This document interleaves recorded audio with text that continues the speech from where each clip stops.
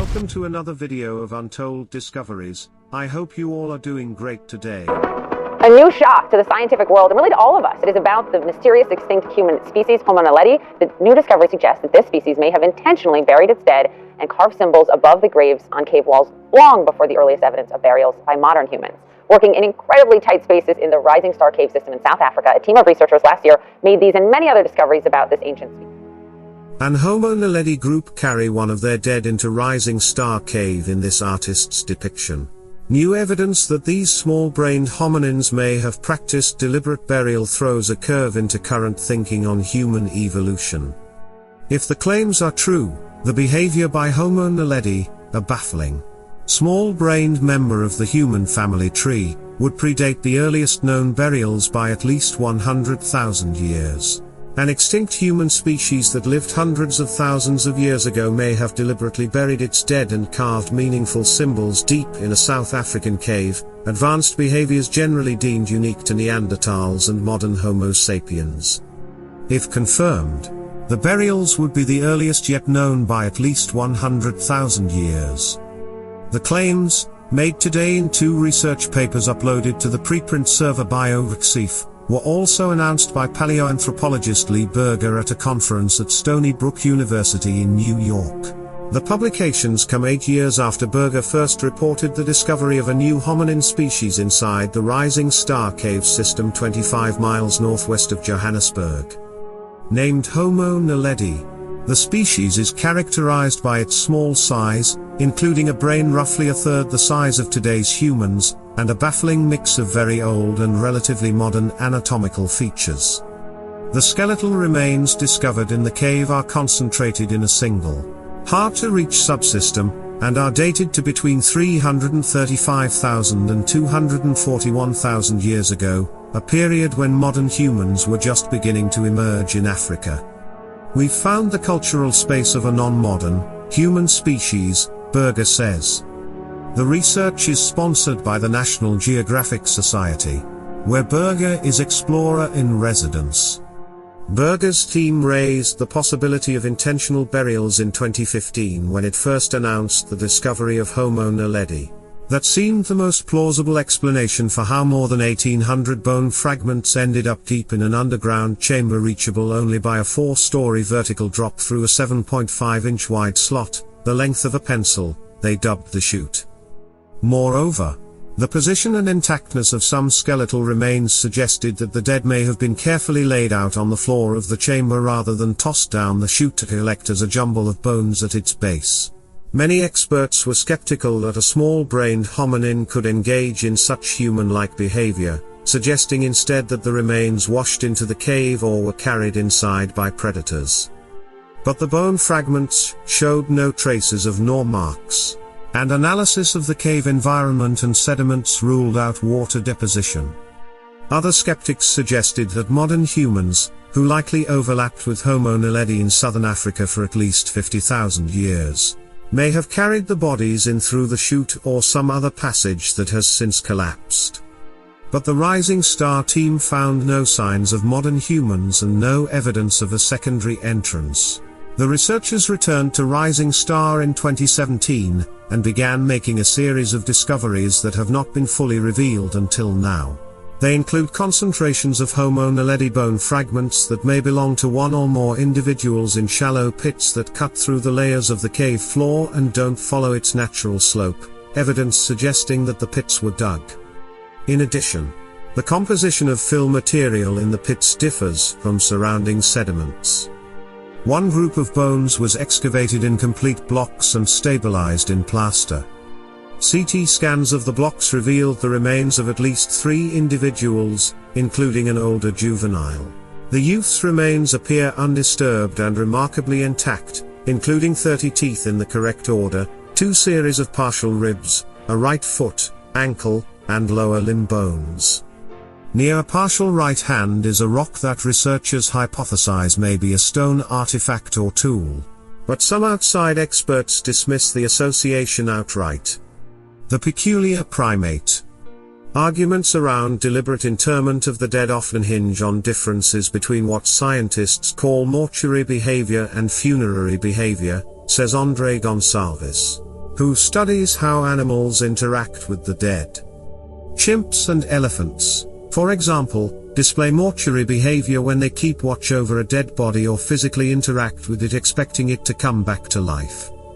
Funerary behavior, by contrast, involves intentional social acts by beings capable of complex thought who understand themselves to be separate from the natural world and who recognize the significance of the deceased.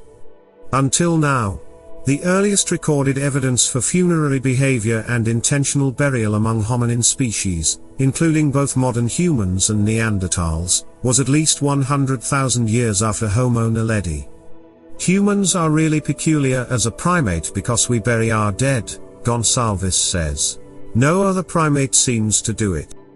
External experts who reviewed the papers for National Geographic raised a variety of concerns around the evidence for deliberate burial. Some still maintain that water could have washed the bone fragments into natural depressions in the cave floor, which then filled with sediment over the years. But, says anthropologist John Hawkes, a Rising Star team member and co-author of the papers, the strongest evidence we have is that the burials disrupt the existing stratigraphy in the cave. Another critique involves the state of the bones, most of which are dispersed and disconnected. Most of the displacements can't be explained by the natural course of decomposition, says paleoanthropologist Maria Martinon Torres, who studied the oldest known human burial in Africa. The new discoveries, however, have somewhat shifted the opinion of anthropologist Chris Stringer. I might have been one of those people who's been skeptical about the idea that a small-brained creature like Homo naledi could be going deep into the cave to dispose of its dead, he says. But I have to say, on the amount I've seen so far, that yes, it does change my view on the balance of probability. For Gonsalves, who finds the discoveries promising but is also keeping a wait-and-see attitude, the idea that Homo naledi engaged in human-like behaviors isn't especially surprising given how close in space and time the small hominins were to modern humans. We're separated from chimps and bonobos by 6 million years, he says. 300,000 years is nothing.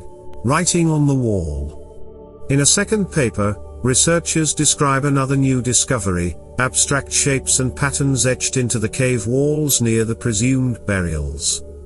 The inscribed surfaces appear to have been prepared with a substance and smoothed, and some of the markings seem to have been erased and engraved over, indicating that they were made over a period of time. The nature of the cave's dolomitic limestone walls make dating very difficult, and researchers concede that it will be challenging to assess whether the engravings are contemporary with the Homo naledi burial evidence from only a few meters away. Archaeologist Curtis Marine notes that the particular crosshatch designs that appear on the cave walls are very similar to designs found in later Homo sapiens sites in the region, as well as indigenous Khoisan imagery. While the researchers caution that further study is needed to identify and analyze all the engravings, they point out that the production of designs, whether painted, etched, or engraved, on cave walls or other surfaces is recognized as a major cognitive step in human evolution. In a third paper, Berger and his colleagues synthesize their burial and rock art data to challenge another long-held assumption, that bigger brains mean more complex behavior, such as making tools, managing fire, and creating symbols.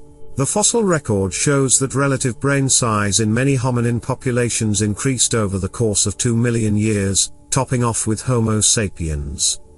While a modern adult male brain has a capacity of roughly 1,500 cubic centimeters, Homo naledi's brain was less than 600. If this small-brained hominin did in fact engage in advanced behaviors such as deliberate burial and the creation of symbols associated with those burials, the researchers argue, then brain size shouldn't be a major factor in determining whether a hominin species is capable of complex cognition. Many key developments in human evolution, they point out, occurred among small-brained hominins, including the creation of distinct stone tools, the initial expansion out of Africa into Asia, and the use of fire. In addition, another small-brained species, Homo floresiensis, is known to have used tools and fire. Brain structure and wiring, they argue, may have played a more important role than brain size. While evidence for fire in Rising Star is not specifically mentioned in the papers, Berger says the team has evidence for controlled fire in the cave system, including dozens of hearths. That place is full of soot, fire, and burned bone. It's everywhere, he says.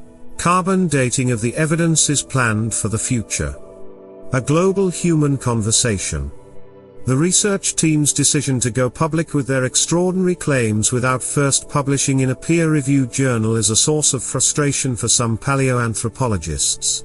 But Berger defends the decision.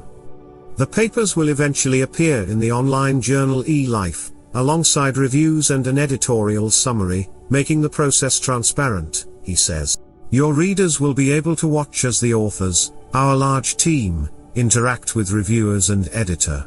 As part of the open access policy, Berger explains. The authors then have the choice to keep the papers as they are, or to incorporate comments from reviewers and other scientists. Effectively, we're letting people in to watch the review process and the way peer review works. Experts who reviewed the papers agree that paleoanthropology is entering a new era, with a growing awareness that there are other human species who have behaviors that until quite recently we thought were uniquely modern human. With it come expectations of more discoveries of how Homo naledi lived, and how they're related to us, or not. If this species was adapted to living in caves and going deep into caves, which is the implication in Rising Star, then there must be more evidence of it in many other sites in South Africa, notes Stringer. This deserves a global human conversation, adds Berger. What do we do next? How do we continue? We have just discovered a cultural space of another species that's not modern, human. That's not in our grade level. Not like us. How do we treat it? That's it for today. We will meet with another interesting topic very soon.